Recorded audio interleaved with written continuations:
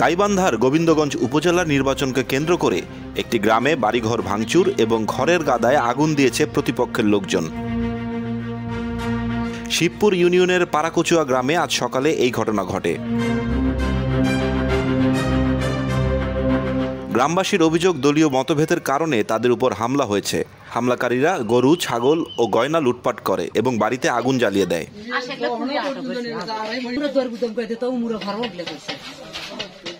পাথারের মধ্যে এসে ওরাই ছেলেপেলেরা ওদের মধ্যেই হামলা বলতিছে, এ তোরা আনারস ভূত দিলুকা, এই কথা কয়ে ওরাই মারামারি না করে আমাদের দিকে একবারে অস্ত্রপাতি নিয়ে আমাদের হামলা করছে। ভিতরে এসে নুকছি, আমাদের কাছে সেখন বেশি লোক ছিল না, 10-15 জন আমরা মহিলা মানুষ বাচ্চা কাচ্চা নিয়ে বসে আছি। ওরা আমাদের উপর হামলা মারছে, আমরা ভয়েতে এসে ঘরের ভিতর নুকছি।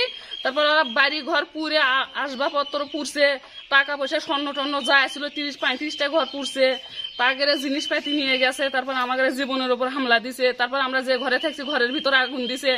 আগুন দেওয়ার পর আমরা নিজের জীবন তো বাঁচান লাগবি, ওই আগুনের ভিতর থেকে আমরা দৌড়ে আসছি। দৌড়ে এসে আর এক রুমে গেছি, সেই রুমের যাওয়া ওই রকম ঝামেলা করছে।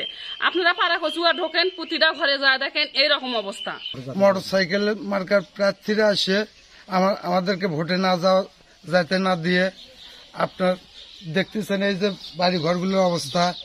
আপনার গরু নিয়ে গেছে 4টে, ছাগল নিয়ে গেছে 7টা, একটা গরু পুড়ে ফেলে দিছে, পলদা আগুন লাগিয়ে গরু পুড়েছে। আমার ঘর বাড়ি টাকা পয়সা যাই জিনিস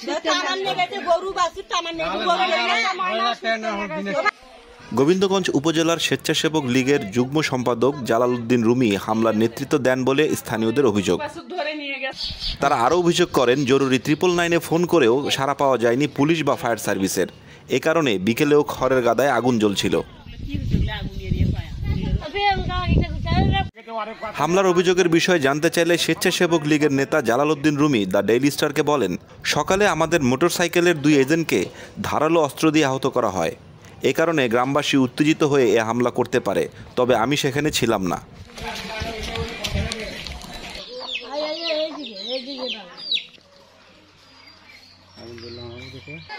কেন আইনশৃঙ্খলা রক্ষাকারী বাহিনী যায়নি জানতে চাইলে গোবিন্দগঞ্জ উপজেলা নির্বাহী কর্মকর্তা রাসেল মিয়া দ্য ডেইলি স্টারকে বলেন, খবর পেয়ে বিজিবি সেখানে গিয়েছিল, কিন্তু গ্রামবাসীর বাধার মুখে ঢুকতে পারেনি, এ পর্যন্তই আমি জানি।